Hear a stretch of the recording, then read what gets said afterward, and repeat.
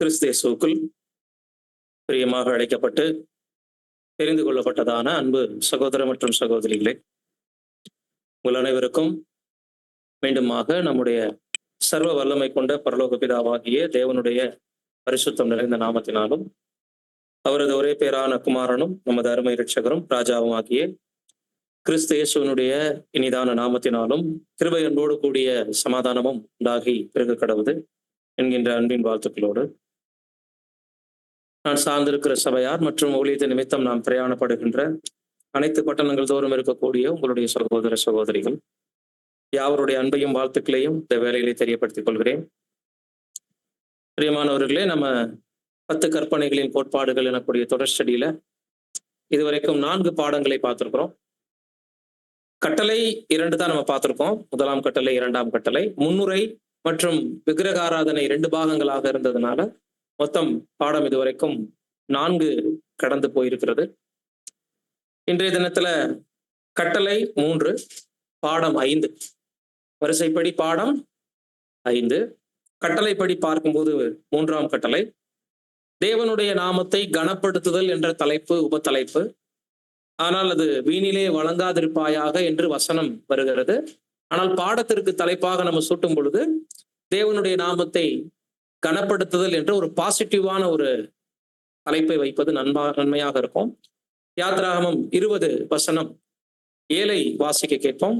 உன் தேவனாகிய கர்த்தருடைய நாமத்தை வீணிலே வழங்காதிருப்பாயாக. கர்த்தர் தம்முடைய நாமத்தை வீணிலே வழங்குகிறவனை தண்டியாமல் விடார். ஆம், இதுதான் 3வது கட்டளை. நம்ம ஆரம்பத்துல இருந்தே பார்த்துட்டு இருக்கிறோம். 10 கற்பனைகள்ல முதல் 4 தேவனை பற்றியது, மீதம் இருக்கக்கூடிய 6 மனிதர்களை பற்றினது, நமக்குள் நாம் செய்ய வேண்டியவை. அதுல முதலாவது, என்னையன்றி உனக்கு வேறே தேவர்கள் உண்டாயிருக்க வேண்டாம் என்று சொல்லும் போது எந்த சக்தியையும் வல்லமையையும் யாருக்கும் தேவனுக்கு கொடுக்கக்கூடிய இடத்தை, மரியாதையை கொடுத்துடக்கூடாதுன்னு பார்த்தோம். விக்கிரக ஆராதனை மேலே வானத்திலும் கீழே பூமியிலும் எந்த ஒரு சாயலிலும் ரூபத்தின்படியையும் ஒரு விக்கிரகத்தை உண்டு பண்ணி அதுக்குள்ள தேவன் இருப்பார்னு சொல்லி வழிபடக்கூடாது என்று 2 பாடங்களாக பார்த்தோம். முதல்ல நேரடியான அந்த விக்கிரக ஆராதனை குறித்த விஷயங்கள், 2வது அந்த விக்கிரக ஆராதனைக்குள் இருக்கக்கூடிய ஸ்பிரிச்சுவல் பாயிண்ட்ஸ், பொருளாசை, கீழ்ப்படியாமை போன்ற விஷயங்களை பார்த்தோம். இன்றைய நாள்ல நம்ம பார்க்க போறது ஆர்டர்படி 5, தேவனுடைய நாமத்தை வீணிலே வழங்காதிருப்பாயாக, கட்டளை 3.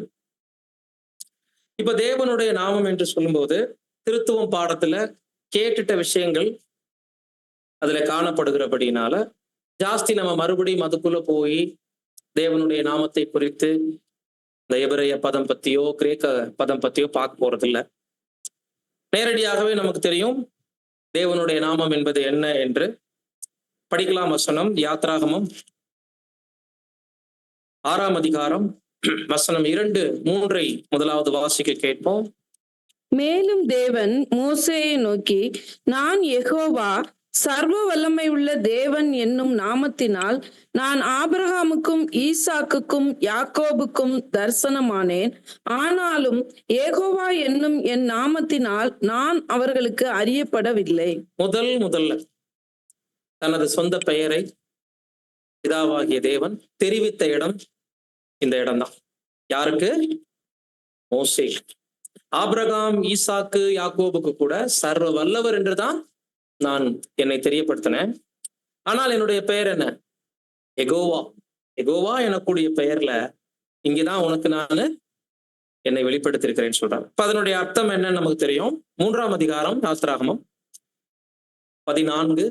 அதற்கு தேவன், இருக்கிறவராகவே இருக்கிறேன் என்று மோசேயுடனே சொல்லி இருக்கிறேன் என்பவர் என்னை உங்களிடத்துக்கு அனுப்பினார் என்று இஸ்ரேல் புத்திரரோடே சொல்வாயாக என்றார். மோசேயுடனே சொல்லி இருக்கிறேன் என்பவர். அந்த இடத்துல பிரிச்சு படிக்கும். புரியுதுங்களா? மறுபடியும் படிங்க. அதற்கு தேவன், இருக்கிறவராகவே இருக்கிறேன் என்று மோசேயுடனே சொல்லி இருக்கிறேன் என்பவர் என்னை உங்களிடத்துக்கு அனுப்பினார் என்று இஸ்ரேல் புத்திரரோடே சொல்வாயாக என்றார். ஆமா, அப்ப யெகோவா எனக்கூடிய தமிழில் நாம உச்சரிக்கக்கூடிய வார்த்தை ஆங்கிலத்தில் ஜெகோவா காட் என்று நம்ம சொல்லக்கூடிய வார்த்தை. இதனுடைய சரியான விளக்கம் இருக்கிறவராகவே இருக்கிறவர், இருக்கிறேன் என்பவர் அப்படியே சொல்லலாம். இருக்கிறேன் அப்படின்னு சொல்றாரு, இருக்கிறவராகவே இருக்கிறேன், அல்லது நான் நானே அப்படின்னு கூட சில இடத்துல வரும். அதாவது இந்த விளக்கங்கள் தான் ரொம்ப ரொம்ப முக்கியம். இந்த பெயருக்குள் இருக்கக்கூடிய விளக்கங்கள் பிதாவாகிய தேவனை தவிர இந்த பெயரை இந்த அர்த்தங்களுடன் யாரும் சொந்தம் கொள்ள முடியாது என்பதை காட்டுகிறது. பாருங்களேன், இப்ப கர்த்தராகிய இயேசு கிறிஸ்துவுக்கும் பிதாவாகிய தேவனுக்கும் வித்தியாசத்தை அறிந்த நமக்கு தெளிவா தெரியும். இருக்கிறவராகவே இருக்கிறேன் என்ற இந்த வார்த்தை ஆண்டவர் இயேசுவுக்கு பொருந்துமா? பொருந்தாதுங்களா? பொருந்தாது. ஏன்னா அழியாமை பெற்று உயிர்த்தெழுந்த கர்த்தர் வேணா, இனிமேல் அவர் அழியாமையில உயிர்த்தெழுப்பப்பட்டிருக்கிறார். ஆனா அதற்கு முன்னாடி கர்த்தருக்கு 2 பிறப்பு இருக்கு, ஒரு மரணம் இருந்திருக்கு.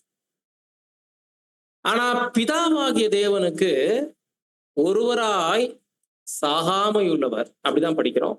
மனிதரில் ஒருவரும் கண்டிராதவர். ஆனா கர்த்தர் இயேசுவை மனுஷர்கள் பார்த்திருக்கிறார்.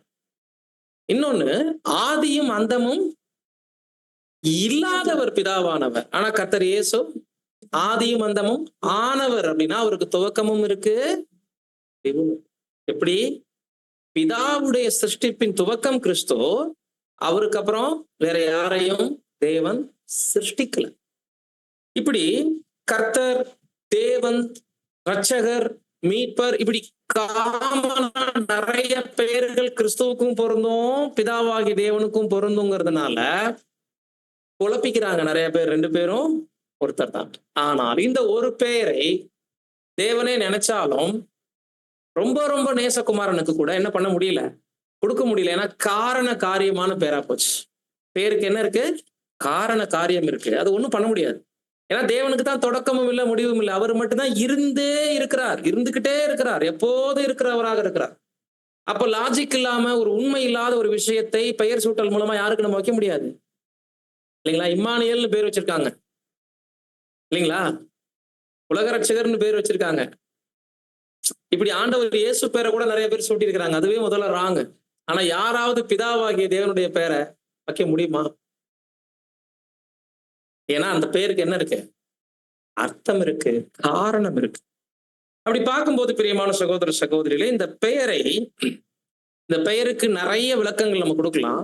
அதனுடைய வல்லமையை குறிச்சு ஒரு 5 விஷயங்களாக இவைகளை நம்ம சுருக்கமாக சொல்லணும். அப்படின்னா, இந்த பெயர் பாத்தீங்கன்னா, முதலாவதாக உலகத்தில் தேவனே இல்லை என்பவர்களுக்கு ஒரு சவாலை விடுதுவார்.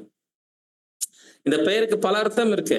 ஆனா இன்னைக்கு ஞானிகள் என்று தங்களை அழைத்துக் கொள்ளக்கூடிய மூடர்கள் இருக்காங்க இல்லையா? யாரும் ஞானிகள் என்று தங்களை அழைத்துக் கொள்ளக்கூடிய மூடர்கள்னா, கடவுள் இல்லை என்று மதிகேடன் தன் உள்ளத்தில் சொல்லுகிறான். அப்போ பைபிள் என்ன சொல்லுது? கடவுள் இல்லைங்கிறவங்கள ஃபூல். ஆங்கிலத்துல என்ன வார்த்தை வரும்னா, அந்த மதிகேடன் எடுத்துக்கிட்ட ஃபூல்னு வரும். உண்மையான பைத்தியங்கள், முட்டாள்கள் யாருன்னு சொல்லுதுன்னா, சிருஷ்டிக்கப்பட்ட நீ சிருஷ்டிகர் ஒருவர் இல்லைன்னு சொன்னேன்னா நீ யாரு? முட்டாள். நீ உன்னை விஞ்ஞானி என்று காமிச்சுக்கலாம், ராக்கெட் விடலாம், பெரிய பெரிய கண்டுபிடிப்புகளை கண்டுபிடிச்சதாக தெரியப்படுத்தலாம். பட் கடவுளை நீ கண்டுபிடிக்கல. கடவுள் இருக்கிறார் என்பதை கண்டுபிடிக்காதனால நீ யாரு? முட்டாள். இப்ப அப்படிப்பட்டவங்களுக்கு வேதம் என்ன கற்றுக் கொடுக்க போகுது? இன்னும் கொஞ்ச நாள்ல கண்ணுக்கு தெரியும் தேவனுடைய ராஜ்யத்துல நான் இருக்கிறேன் என்பதை சகல சிருஷ்டிகளுக்கும் கிரியையினால் தேவன் ப்ரூவ் பண்ணுவார். பூமியின் நிலைமாற்றம் உணர்த்தும், வரப்போற பஞ்சகாலம் உணர்த்த போகுது, மகாபத்திரம் உணர்த்த போகுது.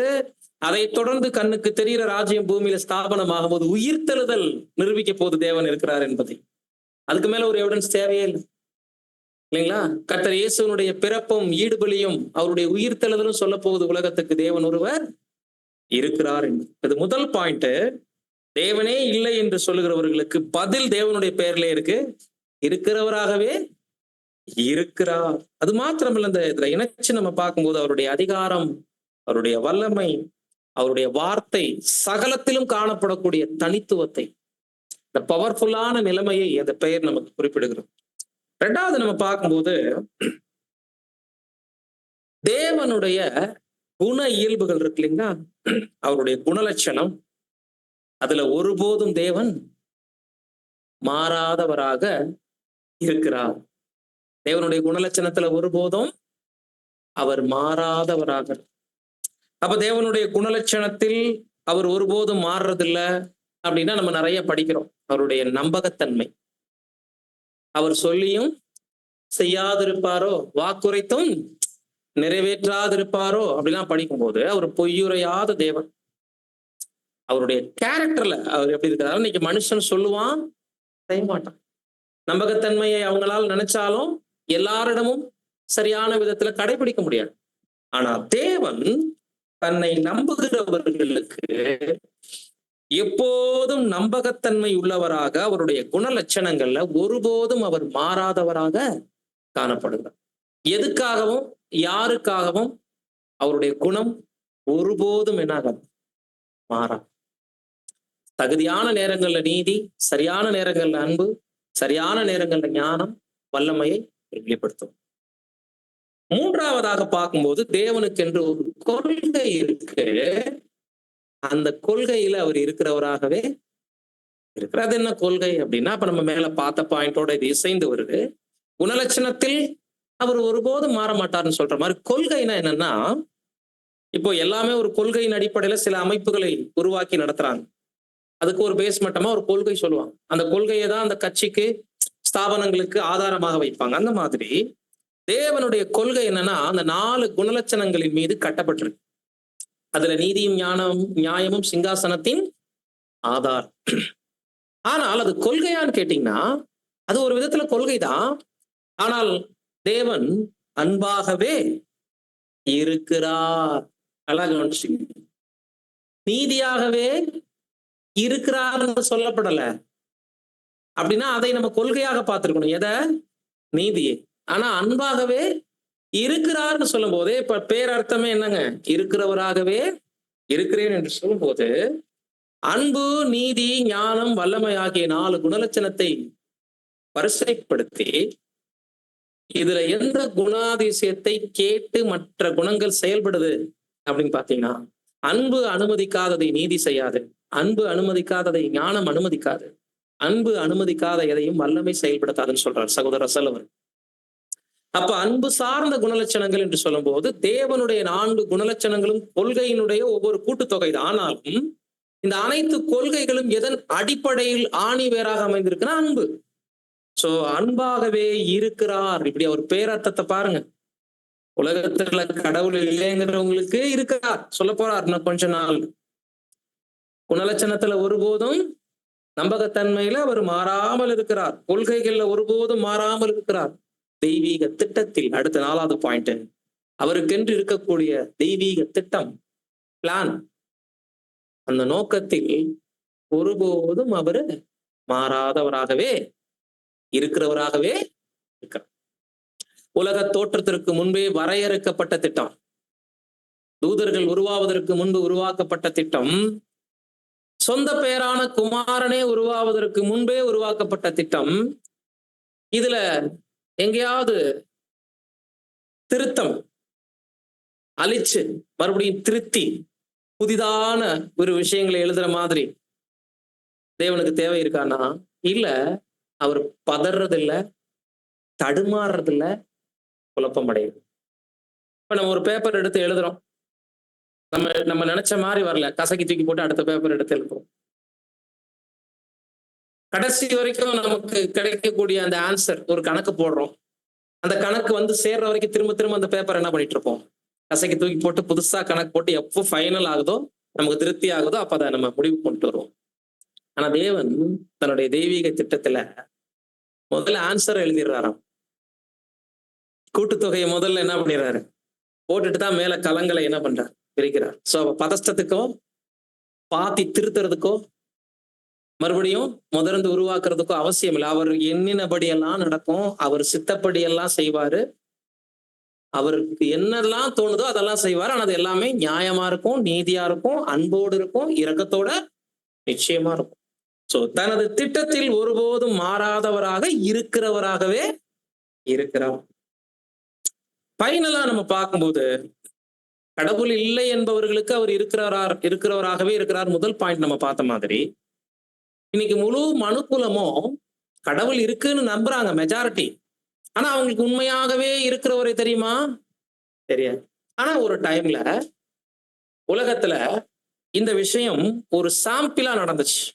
எந்த காலகட்டம் ஞாபகம் இருக்குங்களா?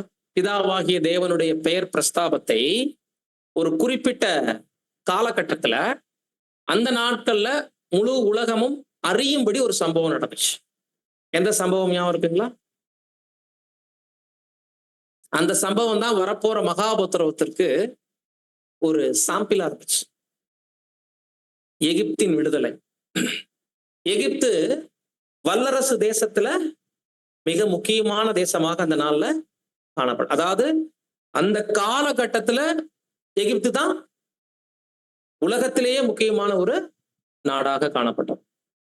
எகிப்துல ஒரு விஷயம் நடக்குதுன்னா அது உலகத்துக்கே அந்த நியூஸ் வந்து பாத்தீங்கன்னா பரவலா போய் சேரும். அது எப்படி போய் சேரும் நமக்கு தெரியாது. அந்த நாட்கள்ல புறா தூது தான் போச்சு, கப்பல்கள் போச்சு, இந்த மாதிரிதான்.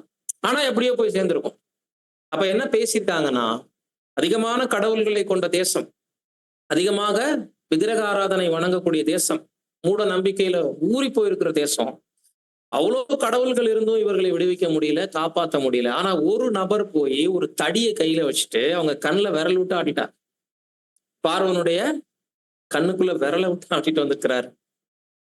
தண்ணீர் ரத்தமா மாறுது, கவலை வருது, கல்மலை பெய்யுது, கடைசியாக அலைச்சன் சங்கார். இந்த சம்பவத்துக்கு பின்னாடி அவங்க வனாந்தரத்துல இருந்தாங்கன்னு தான் நமக்கு தெரியும். ஏன் நிறைய குடிகள் எதிர்த்து வந்தாங்க? இன்ஃபர்மேஷன். எகிப்துக்கு சம்பவித்தவைகளையும் பார்வோனுக்கு நடந்தவைகளையும் எல்லா குடிகளும் கேள்விப்பட்டு, ஒரு கடவுள் இருக்காரு, அந்த கடவுள் தான் அந்த ஜனங்களை வழிநடத்திட்டு இருக்காரு, அவருக்கு முன்னாடி எந்த கடவுளும் ஒண்ணுமே இல்லைங்கிறத அன்னைக்கு எகிப்தின் மூலம் முழு உலகமும் தெரிஞ்சுக்கிட்ட மாதிரி, வரப்போற மகாபத்திரவத்துல இன்னைக்கு கடவுளாக நம்புகின்ற அநேக நம்பிக்கைகளை வைத்திருக்கிறவர்கள், விக்கிரக ஆராதனைக்காரர்கள், பலவிதமான மத கொள்கைவாதிகள் எல்லோருமே அந்த ஒரே கடவுள் யார் அவர் அப்படின்னு இஸ்ரேல் ஜனங்கள் மூலமாகவே தெரிஞ்சுக்கிறாங்க. வரப்போற மகாபத்திரவத்துக்கு பின்னாடி இந்த தேசம் மாத்திரம் எப்படி ஜெயிக்குது? எகிப்துல நடந்தது என்ன? அவ்வளோ வல்லரசு தேசத்தை இந்த ஒரு சின்ன ஜாதி என்ன பண்ணிருக்காங்க? ஜெயிச்சிருக்காங்க. இதுதான் வரப்போற மகா உபத்திரவத்துல, குறிப்பாக இஸ்ரேலை சுற்றி மையமாக நடக்க போற வேர்ல்டு வார்ல ஒரு தேசம், சின்ன தேசம், அநேக வல்லரசு தேசங்களுக்கு சவால் விட்டு ஜெயிச்சு நிக்க போது. அப்ப உண்மை கடவுள் உலகம் முழுவதுக்கும் வெளிப்படுவார் என்பதற்கு எடுத்துக்காட்டு தான் எகிப்தின் வாதைகள். அந்த எகிப்தி தேசத்தினுடைய சம்பவம் முழு உலகத்திற்கும், அன்றைய நாள்ல ஜனத்தொகை கம்மி, ஸ்ப்ரெட் ஆகிறதுக்கான வாய்ப்புகள் கம்மி. இன்னைக்கு சோசியல் மீடியா, செல்போன் போதும், ஒரு நொடி பொழுதுல என்ன நடக்குதுங்கிறத உலகம் பூரா கைக்குள்ளே பார்த்துரும். அதற்கான எடுத்துக்காட்டாக தான் எகிப்தையும், எகிப்திலிருந்து ஜெயிச்சு வெளியே வந்த இஸ்ரேல் ஜனங்களையும் கவனிச்சு. இப்படி தேவனுடைய பெயர் பிரஸ்தாபம் என்பது நீங்க எப்படி யோசிச்சு பார்த்தீங்கன்னாலும் கரெக்டா இருக்கும். ஆமால, ஒவ்வொரு விஷயத்துக்கும் தேவன் இருக்கிறவராகவே இருக்கிறார். அவரை தவிர இந்த பெயரை ஒருவரும் என்ன பண்ண முடியாது, சொந்தம் கொண்டாட முடியாது. இப்படி நீங்க படுத்து யோசிச்சீங்க, அந்த பெயரை இன்னும் எப்படியெல்லாம் மகிமையா யோசிக்கலாம், எதுலாம் தேவன் இருக்கிறவராகவே இருக்கிறார் அப்படின்னு நீங்க திங்க் பண்ணீங்கன்னா உங்களுக்கும் நிறைய தோணலாம். இந்த 5 பாயிண்ட் எக்ஸாம்பிளா வச்சுட்டு தேவனுடைய ஆழங்களை சிந்திச்சு பாருங்க, எப்படியெல்லாம் இருக்கிறார் அப்படின்னு உங்களுக்கும் நிறைய தோணும். இப்போ 2வது வார்த்தை வீணிலே வழங்காதிருத்தல். தேவனுடைய நாமத்தை வீணிலே வழங்காதிருப்பாயாக என்று வரக்கூடிய அந்த இடத்துல அந்த வீண் என்ற வார்த்தை ஷவ் எனக்கூடிய எபிரேய பதத்திலிருந்து வருது. ஷவ். இந்த சவ் எனக்கூடிய வார்த்தைக்கு என்ன விளக்கம் கொடுக்குறாங்கன்னா, பாழாக்குதல், அழித்தல் அல்லது தீங்கு செய்தல் என்று பொருள். தீமையை விளைவிப்பது, ஒரு பெயருக்கு தீங்கு விளைவிப்பது, அல்லது ஒரு பெயரை பாலடிப்பது, அல்லது ஒரு பெயரை அழித்து போடுவது. தேவனுடைய பெயரை நம்ம யாரும் அழித்தலாம் போட முடியாது.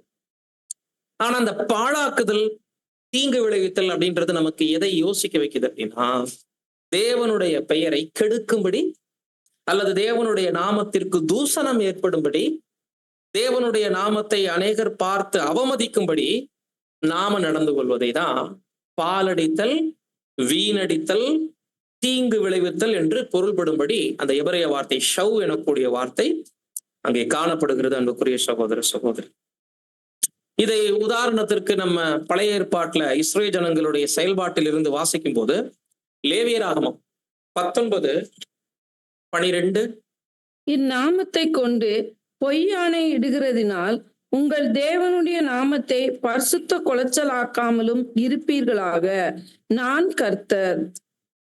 தேவனுடைய நாமத்தை வீணிலே வழங்குவது, பாலடிப்பது அல்லது அவமாக்கி போடுவது, அவமானப்படுத்தும்படி நடந்து கொள்வது, இது எல்லாமே இங்கே வீணிலே வழங்குவது.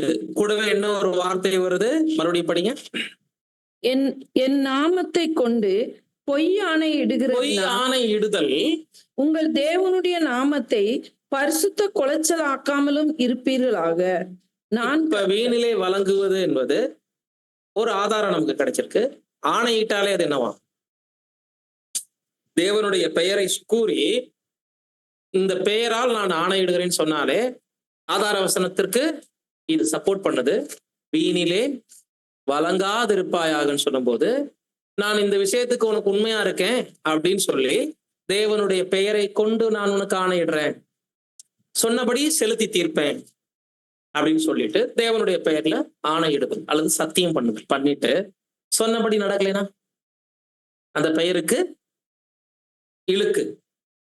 நீ கடவுள் பெயர்ல என்ன பண்ணிட்ட, சத்தியம் பண்ண, ஆனா சொன்ன மாதிரி என்ன பண்ணல, நீ வாக்குறுதியை நிறைவேற்றலன்னு கேட்பாங்களா இல்லைங்களா? இதுதான் பொய்யானை இடுதல்ல இருக்கக்கூடிய விஷயம். சரி, சத்தியத்தை நிறைவேற்றினா அப்ப ஆணையிடலாமா?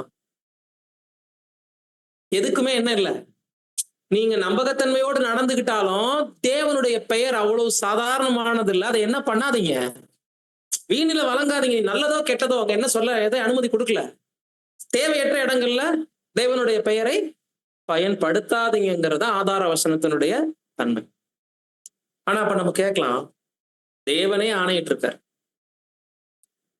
முற்பிதாக்களும் அநேகர் கர்த்தருடைய ஜீவனை கொண்டு ஆணையிடுகிறேன்னு அநேக இடங்கள்ல பண்ணியிருக்காங்க. பட் அவங்களுடைய நேர்மை, ஒழுக்கம்,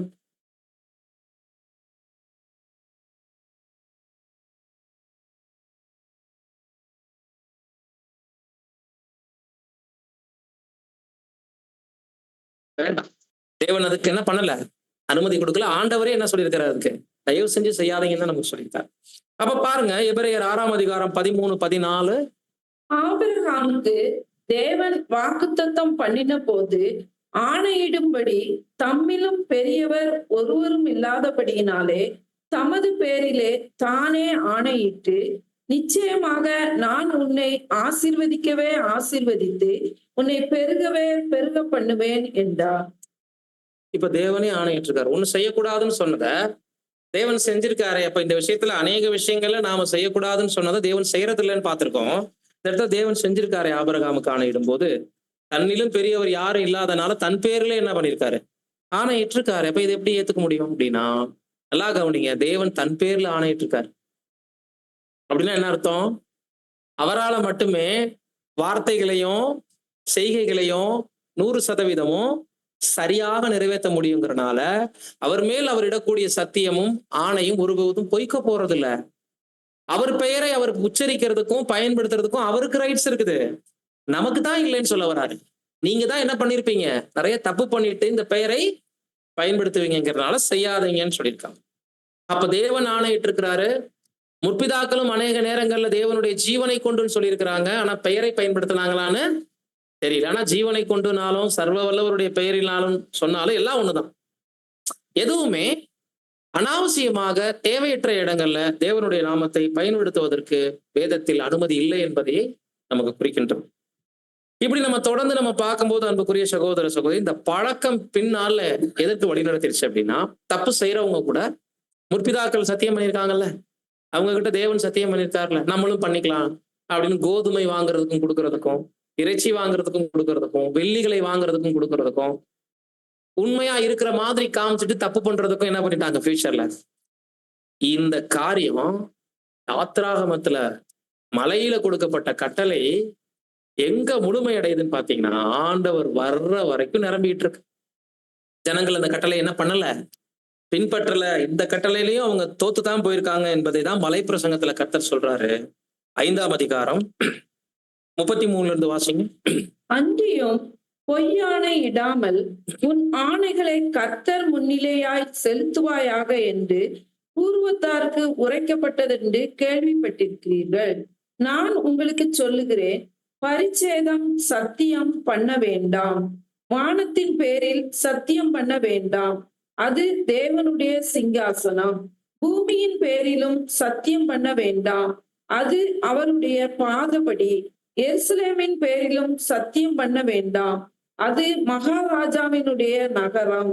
உன் சிரசின் பேரிலும் சத்தியம் பண்ண வேண்டாம், அதில் ஒரு மயிரையாவது வெண்மையாக்கவும் கருப்பாக்கவும் உன்னால் கூடாது.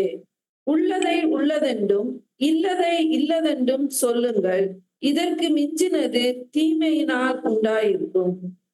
இங்க தேவனுடைய பெயரை பத்தியே அவர் பேசல.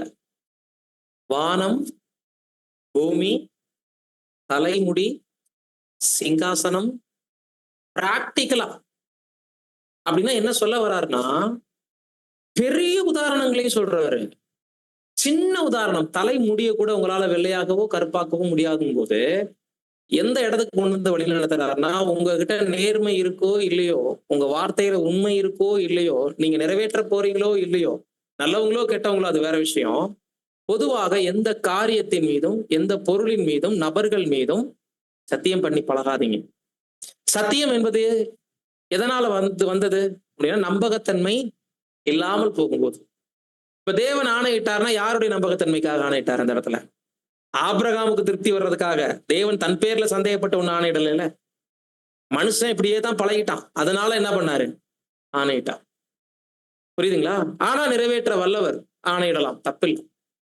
இப்ப நாம கர்த்தருடைய வாக்குறுதி, நமக்கு கொடுக்கப்பட்ட கட்டளை, உள்ளதை உள்ளதென்றும் இல்லாததை இல்லை என்று சொல்லுங்க, அவ்வளவுதான். இதற்கு மிஞ்சினாலே அது தீமையில முடியும். அப்படின்னா வார்த்தைக்கு அவ்வளவு பவர் இருக்கு. செய்து முடிக்கணும் அப்படின்னா அதுல உண்மையாக இருந்தா நிச்சயமா செய்வேங்கிற வார்த்தையே போதுமானது. சரியாக நான் செஞ்சிருவேன் அப்படிங்கிறதே போதும், என்னை நம்புங்கிறதே போதும். இன்னொருத்தர் மேல ஆணை வருதுனாலே அங்க தன் மேல என்ன இல்லைன்னு அர்த்தம். சின்ன குழந்தைங்க ஸ்கூல்ல பண்ணுவாங்கல்ல, அம்மா மேல ஆணை, அப்பா மேல சத்தியமெல்லாம் பண்ணுவாங்க. அது ரொம்ப வேடிக்கையா சின்ன பிள்ளைல இருக்கும். ஏதாவது பயமுறுத்துறதுக்கு, அவங்க மேல நம்பகத்தன்மையை காட்டுறதுக்கு உடனே அம்மா மேல சத்தியம் கேட்போம். குழந்தையா படிக்கும்போது எல்லாம் செஞ்சிருப்போமா இல்லைங்களா? பயந்துட்டு உடனே அதை செஞ்சிருவோம். நம்ம எதுக்காக சத்தியம் பண்ணிட்டோம்? அம்மா மேல பண்ணிட்டோம், அம்மா செத்துருவாங்கன்ட்டு அதை என்ன பண்ணிடுவோம்? நிறைவேற்றுறதுக்கு அவ்வளவு கஷ்டப்படும். ஆனா உண்மையாகவே உங்களுக்குள்ள நம்பகத்தன்மையை கொண்டு வாங்க. அப்ப நீங்க யார் பேர்ல என்ன செய்ய வேண்டாம், சத்தியம் பண்ண வேண்டிய அவசியம் இருக்காதுங்கிறத மலை பிரசங்கத்துல, எதன் மேலே? வானத்தின் பேர்ல சத்தியம் பண்ணாதீங்க, தேவனுடைய சிங்காசனம் இருக்கு. பூமியின் பேர்ல சத்தம் பண்ணாதீங்க, பாதப்படி அது கற்றுக் கொடுக்கிற இடம், அவருடைய சிருஷ்டிகள் இருக்கிற இடம். சிரசின் மேலேயும் வேணாம், எதன் மேலேயும் வேணாம். நீங்க எது நடந்ததோ அது நடந்ததுன்னு சொல்லுங்க, எது நடக்காதோ அது நடக்கலன்னு சொல்லுங்க. எப்படி செய்வீங்க? செய்வோம்னு சொல்லுங்க. எதை செய்ய மாட்டீங்களோ அதை சொல்லாதீங்க. இப்படிதான் பிரியமானவர்களே கர்த்தர் நமக்கு கத்துக் கொடுத்துக்கிறார். அப்ப ஒரு விதத்துல பார்க்கும்போது தேவனுடைய நாமத்தை வீணிலே வழங்குதல் என்பது பொதுவாகவே எந்த விஷயத்துக்கும் தேவனுடைய பெயரை நம்ம பயன்படுத்துவது தேவையற்றது. நம்ம நல்லதே செஞ்சு நம்ம கிட்ட நேர்மையே இருந்தாலும் தேவனுடைய பெயரை வீணாக எந்த இடங்கள்லையும் வழங்குதல் தேவையில்லை.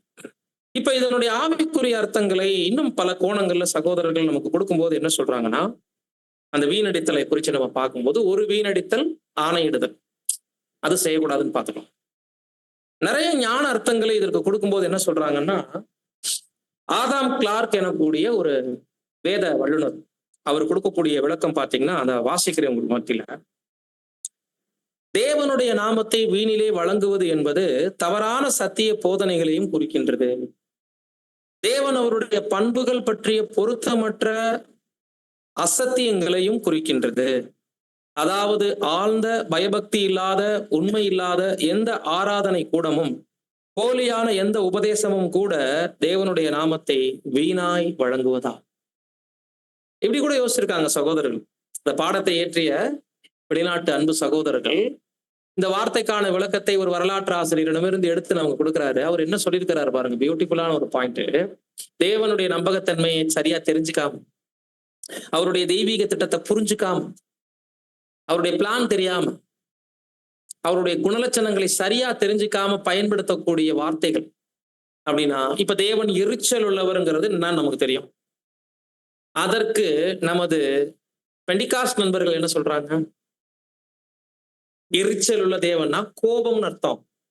அந்த கோபம் வரப்போகிற கோபத்தின் நாட்கள்ல எப்படி பற்றி எறிய போகுதுங்கிறது நமக்கு தெரியும். ஆனா அவங்க எரிச்சல் உள்ள தேவனுக்கு என்ன சொல்றாங்கன்னா, ராப்பகலாக வாதிக்கிற தேவன், கொடுமையுள்ள தேவன், இரக்கமில்லாதவராக காட்டுறாங்க இல்லைங்களா? நரகத்துல போட்டு எல்லாரையும் வாதிக்கிறார்னா, இப்ப தேவனுடைய காரியங்களை பத்தி உண்மை தெரியல. ஆனா என்ன சொல்லிட்டு இருக்காங்க? தேவனை கொடுமையானவர்னு சொல்றாங்க. இது கூட தேவனுடைய நாமத்தை வீணடித்தல்ல வருதுங்கிறார்.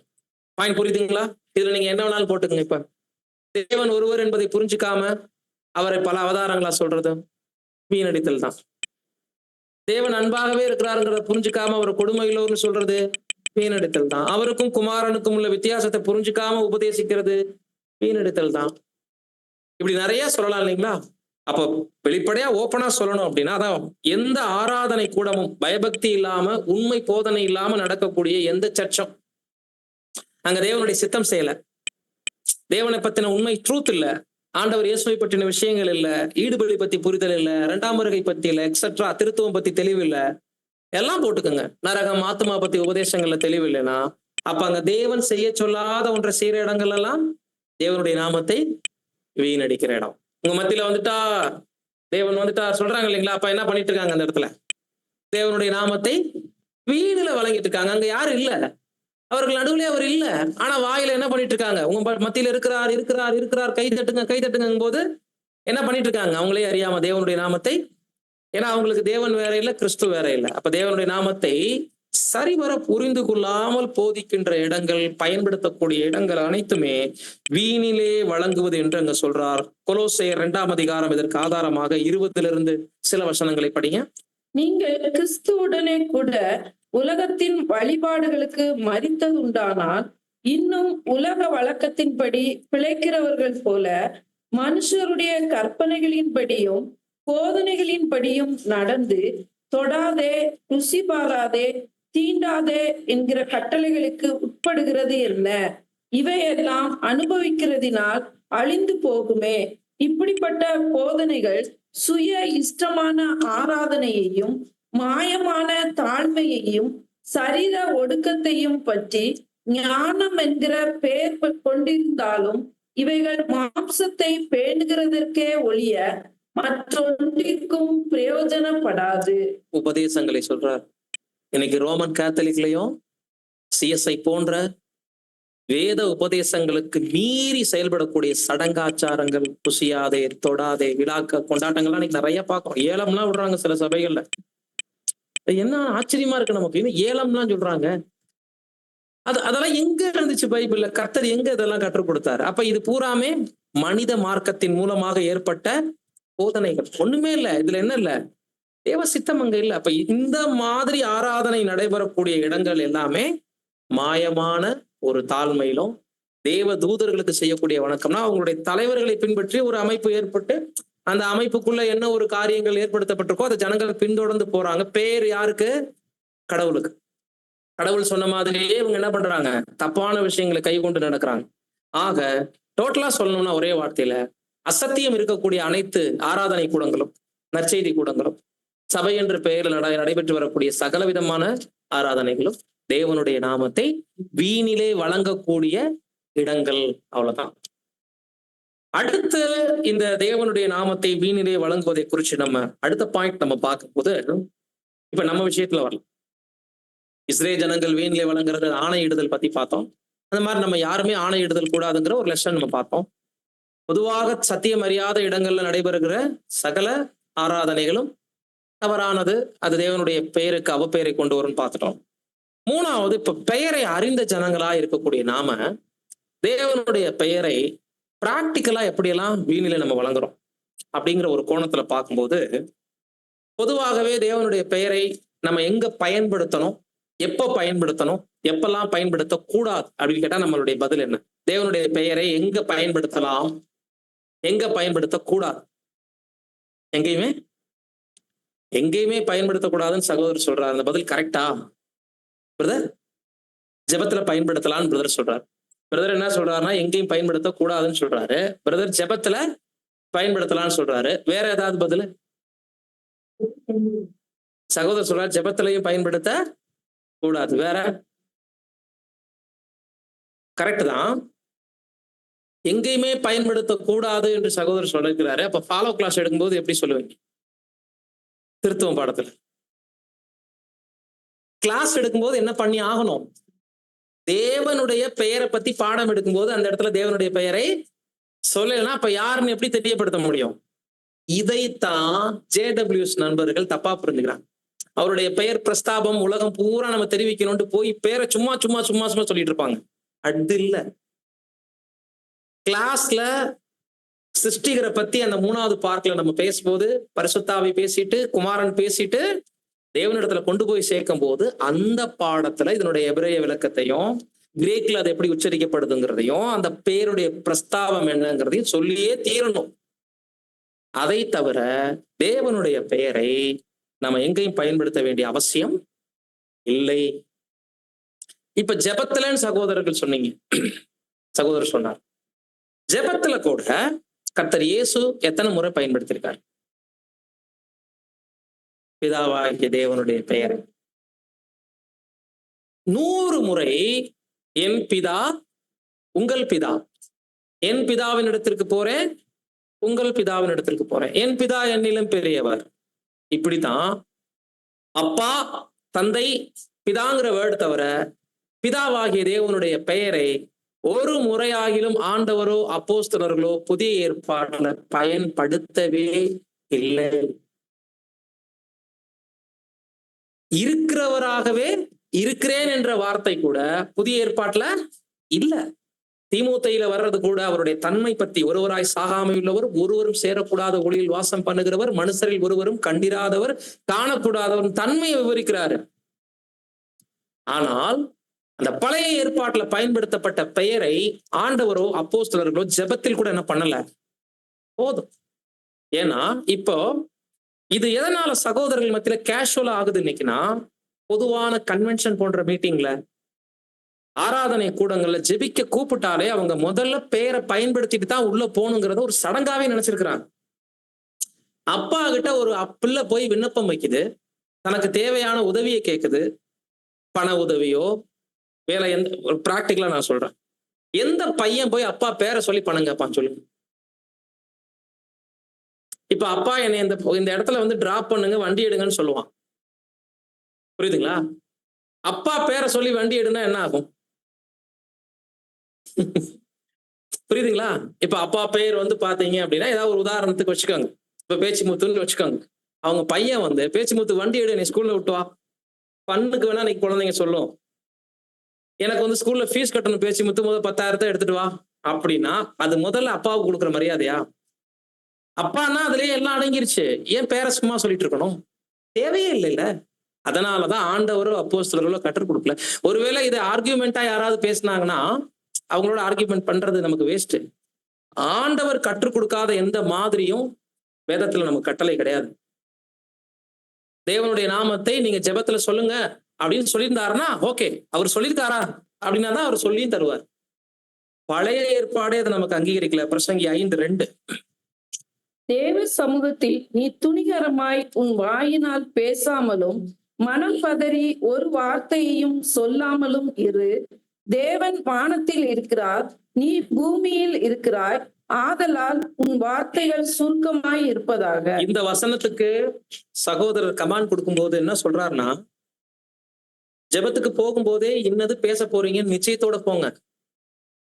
வார்த்தைகள்ல விண்ணப்பம் வைக்கும் போது கூட தடுமாற்றம் இருக்கக்கூடாது, மனப்பதறுதல் இருக்கக்கூடாது. யார்கிட்ட பேச போறோம், யார் முன்னிலையில நிக்க போறோம் அப்படிங்கிற எல்லா நிச்சயமும் இருக்கணும். தேவ சித்தத்துக்கு அப்பாற்பட்டதை நம்ம கேட்டக்கூடாது. டங் ஸ்லிப்ல கூட எதுவும் தேவையற்ற வார்த்தைகளை பயன்படுத்தக்கூடாது. நிறைய சகோதரர்கள் ஜெபம் பண்ணும்போது நம்ம சொல்லியிருப்போம், கண்டிச்சிருக்கோம். திடீர்னு நீரே 2ஆம் வருகை வந்து அப்படின்லாம் சொல்லுவாங்க. யார்கிட்ட?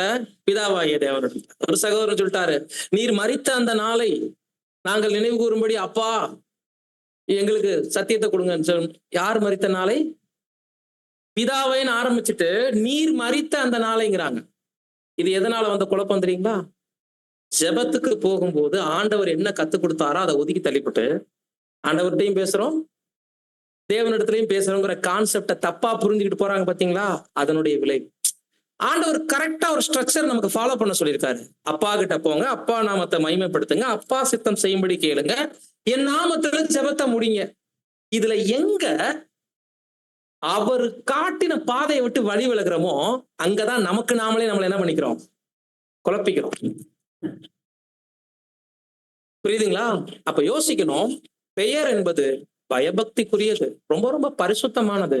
நாமெல்லாம் சும்மா உச்சரிக்கிற அளவுக்கு இல்லைங்கிறனாலதான் உன் மனம் பதறி ஒரு வார்த்தையும் நீ என்ன பண்ணாத, பேசாம. எனவே அப்பாங்கிறது ரொம்ப ரொம்ப அதிகபட்ச மரியாதை குறிக்குது. நம்மளுடைய புத்திர சுவீகாரத்தை அதுல வெளிப்படுத்துறோம். அவர் நமக்கு தந்தைங்கிறத வெளிப்படுத்துறோம். தந்தையோட ரெஸ்பான்ஸா கேட்டாலே நமக்கு போதும். அவருடைய பெயரை எல்லா இடத்துலயும் பயன்படுத்தும். உங்களில் உள்ள நம்பிக்கையை குறிச்சு கேட்கிறவங்க கிட்ட, அப்ப நீங்க சர்ச்சுக்கு போறீங்க, இப்படிதான் சத்தியம் இருக்குன்னு சொல்றீங்க, நீங்க ஆண்டவர் இயேசுவை குமாரன்னு சொல்றீங்க, அப்ப உங்க கடவுள் பேர் என்ன? கேட்கிற இடத்துல சொல்லுங்க, பேசிக் எடுக்கிற இடத்துல சொல்லுங்க. இப்படித்தான் பிரஸ்தாபப்படுத்துறது சொல்லியிருக்கிறாரே தவிர எல்லா இடங்களிலும் மிஸ்யூஸ் பண்றதுக்கு சொல்லவே கிடையாது. சோ இது ஒருவேளை நம்ம மனம் பதறி தடுமாறி தேவனுடைய நாமத்தை எப்போதும் மிஸ்யூஸ் பண்ணீங்கன்னா இது கூட தேவனுடைய நாமத்தை வீணிலே வழங்குறதுல ஒரு காரியம் என்பதை மறந்துடக்கூடாது. நெக்ஸ்ட் நம்ம பார்க்கும்போது தேவனுடைய நாமத்தை வீணிலே வழங்குவதை ஆவிக்குரிய கண்ணோட்டத்துல நம்ம பார்க்கும்போது வாழ்க்கையில அனுமதிக்கப்படக்கூடிய சோதனைகள்ல, குறிப்பாக விசுவாச சோதனைகள்ல தேவனுக்கு எதிரான வார்த்தைகளை பேசுறோம் இல்லைங்களா? சில நேரங்கள்ல அது கூட தேவனுடைய நாமத்தை வீணிலே வழங்கும். எப்படி? இப்ப தேவன் யார் என்று நமக்கு தெரியும். அவருடைய கரம், அவருடைய வல்லமையின் பிரஸ்தாபம், எப்பேற்பட்ட சக்தி வாய்ந்த தேவன் எல்லாம் நமக்கு தெரிஞ்சோம். சில நேரங்கள்ல நம்மை அதிகமாக புடமிடும்படி, தேவனிடத்துல அதிகமாக சேர்க்கும்படி தேவன் சில சோதனைகளை பரீட்சைகளாக நம்ம லைஃப்ல அனுமதிக்கிறார். அதனாலதான் தகப்பன் சிட்சியாத புத்திரன் உண்டோ. தேவன் ஏன் சிச்சை வைக்கிறாரு அப்படின்னா உங்களை புத்திரர்கள் என்று நடத்துகிறார். எனவே தேவன் தண்டிக்கும் போது நீ சோர்ந்து போகாத, ஒரு சிச்சை நீ அற்பமாய் என்னாதன்னு பல வசனங்கள் நமக்கு கொடுக்கப்பட்டிருக்கு. அப்ப சிச்சை சம்பூர்ணமா எல்லாம் நமக்கு கிடைச்சிக்கிட்டே இருந்தா சிச்சைன்னு சொல்ல முடியாது. நம்ம தேவைகள் எல்லாமே பூர்த்தி ஆயிருந்தா தேவனிடத்துல போக மாட்டோம். அப்ப சில நேரங்கள்ல சில தேவைகள் நிறுத்தி வைக்கப்படுது, சில வாய்ப்புகள் தடை செய்யப்படுது. காரணம் எதுக்கு? தேவனிடத்துல நெருங்குறீங்களா? விசுவாசத்துல உறுதியாகிறீங்களா? மனுஷரை பின்பற்றி போறீங்களா? வார்த்தைகள்ல தேவனுடைய நாமத்தை தூசிக்கிறீங்களான்னு எல்லா சோதனையும் தேவன் அதுக்குள்ள நமக்குள்ள வைக்கிறார். இப்படிப்பட்ட ஒரு சோதனை பழைய ஏற்பாட்டுல அதிகமாக வந்த ஒரு நபர் யாருன்னு நமக்கு தெரியும். யாருங்க? யோபு. எப்பேற்பட்ட சோதனை! நீங்க யோபு மாதிரி விசுவாசம் சோதிக்கப்பட்ட ஒரு மனிதனை லைஃப்ல பார்க்கவே முடியாது. பழைய ஏற்பாட்டிலே நம்ம யோசேப்பை கூட சொல்லலாம். அவருடைய ட்ராக் வேற, அவருடைய வாழ்க்கை பாதை 30 வருஷம் பிரயாணங்கள், அது ஒரு பாதை தான். ஆனா ரொம்ப உச்சபட்சமான ஒரு இழப்பு சடுதியில நடக்குது. பிள்ளைகள் சாகுறாங்க, ஆடு மாடுகள் சாவுது, வீடு விழுகுது, உடம்பு பூரா வியாதி வேதனை, தூசிச்சு ஜீவனை விடுங்கிற அளவுக்கு மனைவி சொல்றாங்க தேவனுடைய நாமத்தை தூசிக்கப்படும்படி. அந்த மாதிரி நல்லா வாழ்ந்து திடீர்னு மிகப்பெரிய இழப்புகளை சந்திச்சு கடுமையான சோதிக்கப்பட்ட ஒரு நபர் யோபு அளவுக்கு ஒருத்தங்க இருக்க முடியாது. அதனாலதான் யோபுவை தேவன் மனுக்குலத்துக்கு எடுத்துக்காட்டாக நிழலாக வச்சிருக்கிறார். அநேக சகோதரர்கள் யோபுவினுடைய லைஃப் வந்துட்டு நிஜம் இல்லைன்னு சொல்லிட்டு இருக்கிறாங்க. வேதாகமத்தை ஆராய்ச்சி பண்றவங்களே, இல்ல யோபுடைய புத்திரம் ஒரு சரித்திர புத்தகமா இருந்திருக்கலாம், அது இலக்கிய நடைகள்ல எழுதப்பட்டதாக இருக்கலாம், ஆனால் அது உண்மை சம்பவம். ஆபிரகாம் நாட்கள்ல தான் அவர் என்ன பண்ணிருக்கிறாரு? வாழ்ந்திருக்கிறாரு. யோபு புத்தகத்தை இயற்றியவர் மோசே. இன்னும் சொல்ல போனா யோபு புத்தகம் தான் முதல்ல எழுதப்பட்ட புத்தகம், ஆதியாகமம் இல்ல. ஆதியாகமத்தை எழுதிய மோசே முதல் எழுதினதே தாங்க. அப்ப மனுக்குலத்துக்கு தன்னை யாருன்னு தேவன் புரிய வைக்கிறதுக்கு கொடுத்துட்ட ஒரு கதாபாத்திரம் தான் யோபு. அது கற்பனை கதாபாத்திரம் இல்ல. இல்லைன்னா யோபுவின் பொறுமையை குறித்து கேள்விப்பட்டிருக்கிறீர்கள்னு யாக்கோபு எழுத மாட்டார் இல்லையா? அப்ப யோபு ஒரு நபர் இருக்கார் இல்லையா? இல்லைன்னா அவர் ஒரு சித்திரம்னா என்ன பண்ணிருக்க மாட்டாங்க. யோபு கதைகள்ல கேட்டீங்கன்னு சொல்லியிருப்பாங்க. ஆனா யோபுவின் பொறுமையை குறித்துங்கும் போதே அங்க என்ன வருது? அந்த நபர் வாழ்ந்தது உண்மை. அவரே என்ன பண்ணிட்டாரு பாருங்க, ஒரு லெவலுக்கு மேல தேவனுடைய நாமத்தை வீண்ல வழங்கிட்டார். படிக்கலாம். 27ஆம் அதிகாரம் யோபு 4ஆம் வசனம். என் நியாயத்தை தள்ளிவிடுகிற தேவனும் என் ஆத்துமாவை கசப்பாக்குகிற சர்வ வல்லவருமானவருடைய ஜீவனை கொண்டு சொல்லுகிறேன். அப்படின்னா தேவனுடைய நாமத்தை வீண்ல வழங்குறதே தப்பு, ஜீவனை கொண்டு இங்க வழங்குறாரு. அதுல எப்படி சொல்றாரு பாருங்க. அப்பாவை ரொம்ப மோசமா காமிச்சிட்டு தேவனுடைய அன்பை கொச்சப்படுத்திட்டு ஜீவனை கொண்டு சொல்றாராம். அவருக்கு ரொம்ப நியாயத்தை என்ன பண்ணிட்டாராம், தள்ளிட்டாராம். யோபு சார் சைட்ல நியாயம் இருந்திருக்கு, அதை தேவன் என்ன பண்ணிட்டாராம், தள்ளிட்டார். அப்படின்னா தேவன் யாரு? யோபுடைய நியாயத்தை தள்ளி இருக்கிறாருன்னா இப்ப தேவன்ட்ட என்ன இல்லைன்னு அர்த்தம்? நியாயம் இல்ல. தேவன் என்ன செய்யறாருன்னு அர்த்தம்? அநீதி செய்யறாருன்னு அர்த்தம். புரியுதுங்களா? இப்படி நமக்கு லைஃப்ல அனுமதிக்கப்படக்கூடிய சில சோதனைகள், பாடுகள் மத்தியில நாவில சில நேரங்கள்ல செத்து போனாலும் பரவாயில்லன்னு சில பேர் பேசுவாங்க.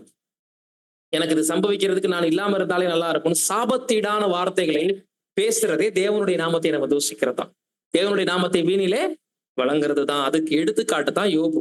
நீதிமொழிகள்ல வாசிக்கும் போது 30ஆம் அதிகாரம் வசனம் 8, 9, மாயையும் பொய் வசனிப்பையும் எனக்கு தூரப்படுத்தும், தரித்திரத்தையும் ஐஸ்வர்யத்தையும் எனக்கு கொடாதிருப்பீராக.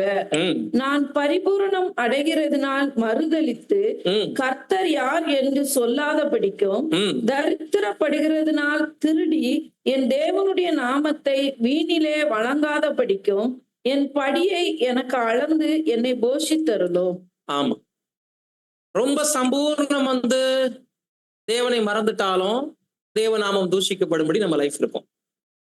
தரித்திரம் ரொம்ப ஒடுக்கப்பட்டு யோபு மாறி போனாலும் தேவனை வாயை திறந்தே தூசிக்கிற அளவுக்கு ஆளாகிறதுனால அந்தந்த படியை அண்ணனால அளந்து கொடுங்கன்னு ஞானி கேட்கிறதை நம்ம இங்க பார்ப்போம். இது ஒரு சப்போர்ட்டிவான வசனம் மட்டும்தான். பட் நம்ம இதுல கத்துக்கொள்ற பாடம் என்னன்னா, வாழ்க்கையில தேவன் நம்ம கூட இருக்காருங்கிறது 100% உண்மை. அவர்கிட்ட நம்ம நெருங்கிறதுக்காக நம்ம லைஃப்ல சில பரீட்சைகளை, சோதனைகளை அவர் அனுமதிக்கிறதும் 100% உண்மை. இதன் மத்தியில எந்த சூழ்நிலைகளையும் வார்த்தையில தடுமாறியோ மனம் பதறியோ, இதுதான் தேவன் எனக்கு அனுமதிச்சிட்டாரு, எனக்கு இது சாபம் ஆயிடுச்சு, இப்படியே நான் செத்து போறேன், இந்த மாதிரியான எந்த வார்த்தைகளையும் நம்ம பயன்படுத்துறது கூட உண்மை தேவனை அறிந்து தேவநாமத்தை நாம வீணிலே வழங்குவது அல்லது தூஷிப்பது என்று பொருள். அடுத்த ஆவிக்குரிய பாயிண்ட் நம்ம கடந்து போகும்போது, பொதுவாக நமது வாழ்க்கையில காணப்படக்கூடிய நமது நடத்தை கிரியைகள்ல எப்படியெல்லாம் தேவனுடைய நாமத்தை நம்ம தூஷிக்கிறோம், எப்படியெல்லாம் மகிமைப்படுத்த முடியும், எப்படி தூஷிக்கப்படும்படி நம்ம நடந்துக்கிறோம்னு சொல்லும்போது, ரீப்ரிண்ட் நம்பர் 32:48 பேராகிராஃப் 1ல சகோதரர் ரசல் அவர்கள் கொடுக்கும்போது 32:48 பேராகிராஃப் 1, நாம் ஒரு சிலரால் தீமை செய்கிறவர்கள் என தீர்க்கப்படலாம், ஆனால் நம்மை அறிந்தவர்களும் நம்மை சுற்றி இருக்கிறவர்களும் நம் நல் நடத்தைகளையும் வார்த்தைகளையும் நியாயமான நல் ஒழுக்கங்களையும் பார்த்து நம்மை நல்லவர்கள் என சொல்லத்தக்கதான முன்மாதிரியான ஜீவியம் ஜீவிக்க வேண்டும். இதன் மூலமே தேவன் அவர் குமாரன் மூலம் மகிமைப்படுவார். தீதான குற்றங்களை நம் மீது சொன்னவர்களும் பொய்யாய் பேசினதை உணர்ந்து தேவனை வழிபடும் வாய்ப்பை ஏற்படுத்தும். என்ன சொல்றார் அப்படின்னா, இன்னைக்கு சத்தியத்தில் இருக்கக்கூடிய உண்மை தேவ ஜனங்கள் உலகத்தாரால் எளிமையாக நல்லவர்கள் என்று சொல்வதற்கு சாத்தியம் இல்லை. நீங்க நல்லதே செஞ்சால், ஏன் சகோதரர்களே சொல்ல மாட்டாங்க, உலகம் ரெண்டாவது. உண்மையாய் தேவ ஜனங்களாய் நடந்தோம் அப்படின்னா நம்ம நல்ல பெயர் எடுக்கிறது ரொம்ப ரொம்ப கஷ்டம். ஏனெனில் தேவ பக்தியாய் நடக்க மனதாய் இருப்பவர்கள் எல்லோருமே துன்பப்படுவார்கள். அப்படி தீமை செய்கிறவர்கள் என நாம தீர்க்கப்படலாம். ஆனாலும் நம்ம அறிந்தவங்களும் நம்ம சுற்றி இருக்கிறவங்களும் நம்ம நடத்தையை கவனிக்கிறாங்க. நம்மளை பிடிக்கலதான், கெட்டவர்கள் என்று நினைச்சிட்டு இருக்கிறவங்க தான் நடத்தைகளையும் வார்த்தைகளையும் நம்ம லைஃப்ல காணப்படக்கூடிய நியாயமான ஒழுங்குகளையும் அவங்க கவனிக்கணும். அப்படி கவனிக்கும் போது நம்மளை பார்த்து என்ன சொல்றாங்களாம், தீமை சொன்னவங்களும் கூட இவர்கள் நம்மளை பார்த்து நல்லவர்கள் என சொல்லத்தக்கதான முன்மாதிரியான ஜீவியம் ஜீவிக்கணும். இதன் மூலம் இவங்க யாருடைய ஜனங்கள்? இப்ப சொல்லலைனாலும் இப்ப என்ன சொல்லுவாங்க, சர்ச்சுக்கு போறாங்க, பைபிள் படிக்கிறாங்க, அதனால அவங்க ரொம்ப அமைதலா இருக்கிறாங்க, வீணான காரியங்கள் பேச மாட்டாங்க, கடவுளுக்கு கொஞ்சம் பயந்து நடப்பாங்க. இப்படி சொல்றவங்க ராஜ்யத்துல இவைகளை நினைவு கூர்ந்து சொல்லுவாங்களாம். 1 பேதுரு 2ஆம் அதிகாரம் 12ஆம் வசனம்.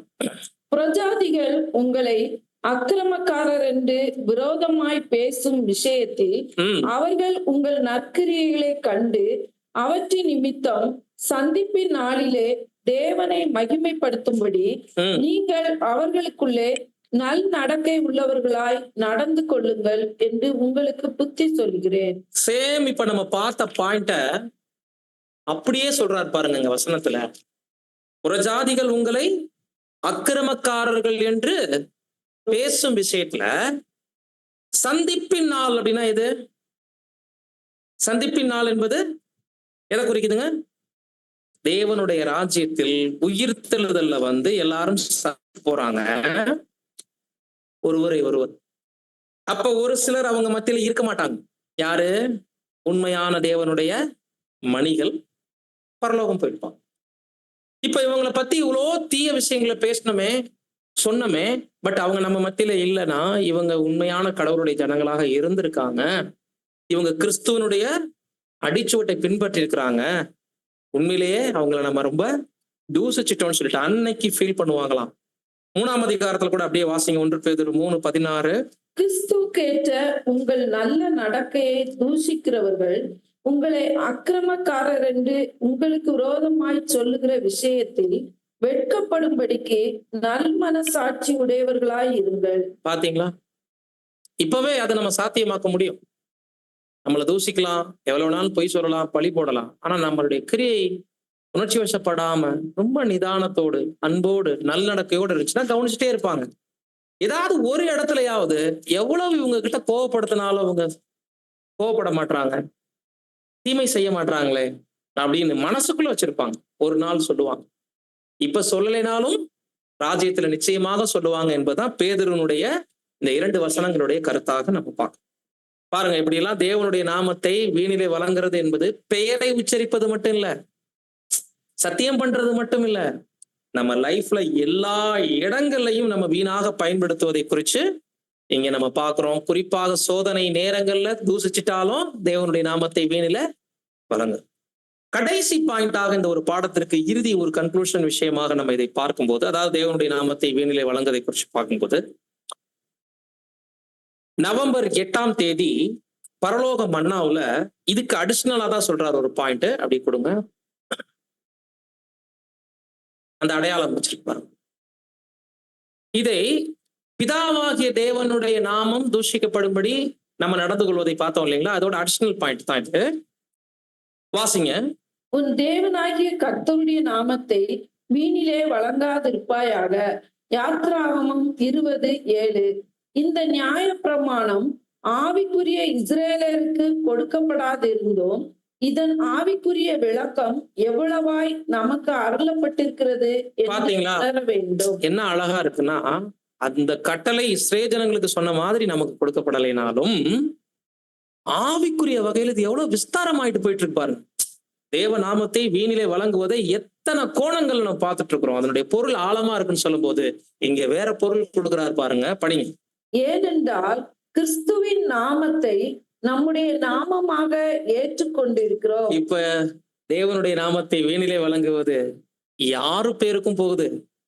இங்க யெகோவா தேவன்கிற பெயரை கிறிஸ்துவுக்கு கொடுக்கல. ஆனால் நாம நல்லா இல்லைன்னா, நம்ம நடத்தை சரியில்லைன்னா யாரதான் தூசிக்கிறாங்க முதல்ல ஜனங்க அப்படின்னா, அவங்களுக்கு பிதாவாகிய தேவனை தெரியாது. இந்த நாமம் யாருக்கும் சூட்டப்பட்டிருக்கு. இப்போ கர்த்தர்ங்கிற நாமம் யெகோவா தேவனுடைய நாமம் இல்ல. கர்த்தர்னாலே யாருக்கும் பொருந்தும்? கிறிஸ்துவுக்கும் பொருந்தும், பிதாவான தேவனுக்கும் பொருந்தும். நாம் கிறிஸ்துவின் அங்கத்தில் ஒருவராக எண்ணப்படுகிறோம்.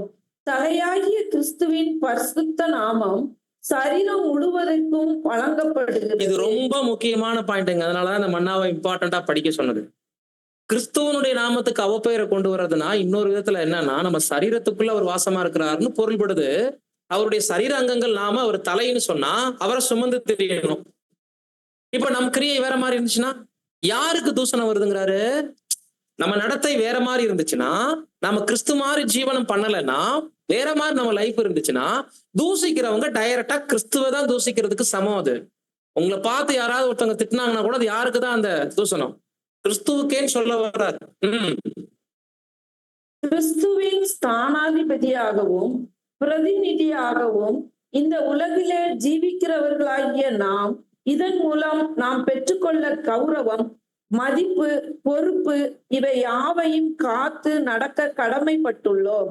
இதனால் கிறிஸ்துவின் நாமம் விருதாவாக மற்றவர்கள் முன் பேசப்படாதபடி நம்மை காத்து கொள்ள வேண்டும். அவருடைய நாமத்துக்கு யாதொரு அபகீர்த்தியும் வர இடம் கொடாமல் ஜீவிக்க முயல வேண்டும். எல்லா செயல்களிலும் வார்த்தைகளிலும் அவரை மகிமைப்படுத்த வேண்டும். அவ்வளவுதான். அப்ப தேவனுடைய நாமத்தை வீணிலே வழங்குது என்பத நம்ம தூசணமான செயல்கள் நம்மளுடைய அன்றாட லைஃப்ல நம்ம செய்யும் போது சுற்றி இருக்கிற ஜனங்கள் கவனிக்கிறாங்க. அது தேவனுடைய நாமத்திற்கு இழுக்கை உண்டு பண்ணுது. அப்படிப்பட்ட தீய காரியங்களை நம்ம செய்யாம இருந்தும் கூட நம்மளை தப்பா புரிஞ்சுக்கிட்டவங்களும் கூட ஒரு நாள் நம்மள நல்லது சொல்ற அளவுக்கு நம்ம நடந்துக்கணும். அது தேவனுடைய நாமத்திற்கு மகிமையை கொண்டு வரும். இப்ப இல்லைனாலும் ராஜ்யத்துல அவங்க அதை சொல்லுவாங்கன்னு பேதுரு வார்த்தையில படிச்சோம். இங்க அடிஷ்னலா கிறிஸ்துவையும் அந்த நாமத்தை வீணிலே வழங்குற அந்த பாயிண்ட்ல இணைக்கிறார். ஏன்னா கர்த்தருங்கிற நாமம், தேவன்கிற நாமம் எல்லாருக்கும் ஆண்டவர் இயேசுவை தானே தெரியும். அப்ப அந்த நாமம் சரீரத்துக்கும் வழங்கப்பட்டிருக்குங்கிறத கொஞ்சம் ஜாக்கிரதையா கொண்டு வராரு. இப்ப நம்மள இன்னும் டீப்பா உங்க ஒவ்வொருவருக்கும் அந்த நாமம் இருக்கு இல்லையா? நீங்க தான் கிறிஸ்து, அவரை தரித்து கொண்டிருக்கிறீங்க போது உங்க வார்த்தையில, செய்கைகள்ல, கிரியைகள்ல, அன்றாட உலகத்துக்குள்ள நீங்க ஜீவிக்கும் போது உங்களை பார்த்து உங்க நன்னடத்தையை யாரும் போற்ற முடியாதுனாலும் தூசிக்கப்படும்படி நடந்துட்டீங்கன்னா அவ பெயர் அந்த சரீரத்துக்கு தான் போகும். ஏன்னா நீங்க சரீரத்துல ஒரு பாகம். உங்களை தூசிக்கிறவங்க கிறிஸ்துவையே தூசிக்கிறதுக்கு சமமா இருக்குன்னு இந்த விளக்கத்துல சொல்ல வரா. புரியுதுங்களா? பாடத்தினுடைய கன்க்ளூஷனுக்கு வரும்போது எல்லா கட்டளைகளோடும் ஒரு கட்டளை இணைக்கப்படுது. உபாகமம் 6:6-7. இன்று நான் உனக்கு கட்டளையிடுகிற இந்த வார்த்தைகள் உன் இருதயத்தில் இருக்க கடவது.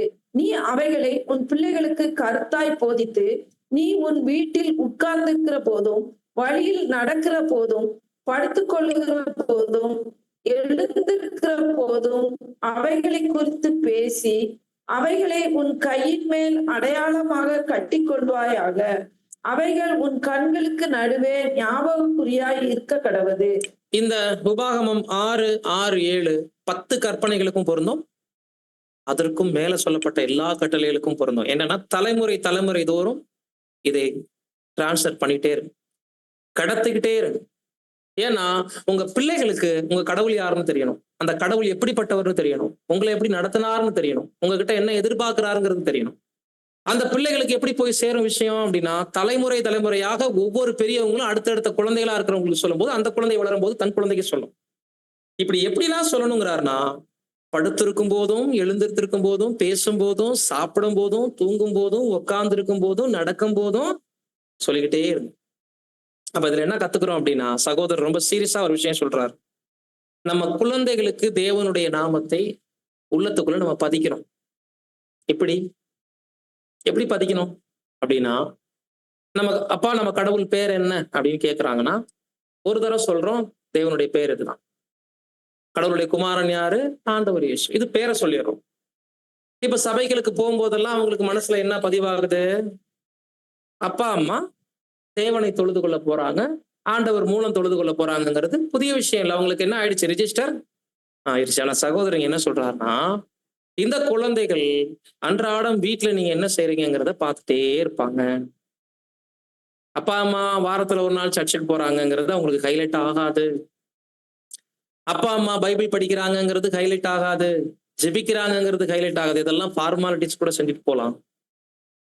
எப்படி பேசிக்கிறாங்க ஒருவருக்கொருவர் எப்படி அன்பு காமிச்சுக்கிறாங்க, குழந்தைகளாக இருக்கக்கூடிய தங்களிடம் எப்படி நடந்துக்கிறாங்க அப்பா அம்மா, பிறரை பற்றி அப்பா அம்மா எப்படி பேசிக்கிறாங்க, மத்தவங்கள எப்படி மதிக்கிறாங்க, புறங்கூறுறாங்களா, கோல் சொல்றாங்களா, அப்பா அம்மா வீட்டுல தேவையற்ற சில கிரியைகளை செய்யறாங்களா, ஆனா சர்ச்சுக்கு மட்டும் போறாங்க.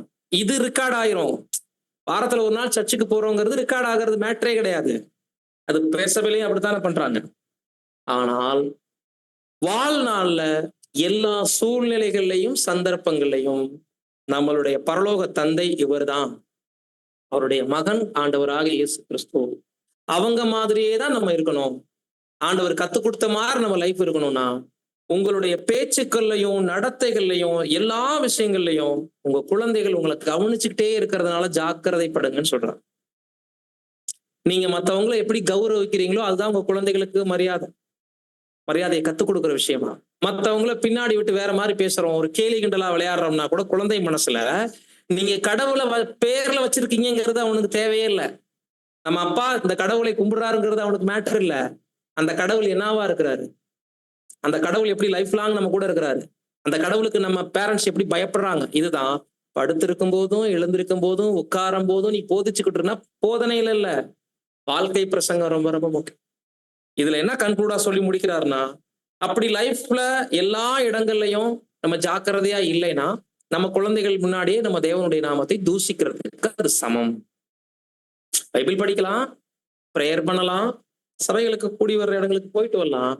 பட் அதற்கேற்ற நடத்தை இல்லைன்னா குழந்தைகள் நம்மளை கவனிக்கும் போது அவங்களுக்குள்ள உலக வாழ்க்கை தான் ரெஜிஸ்டர் ஆயிருக்கும். பேருக்கு தேவன் இருப்பார், புரியுதுங்களா?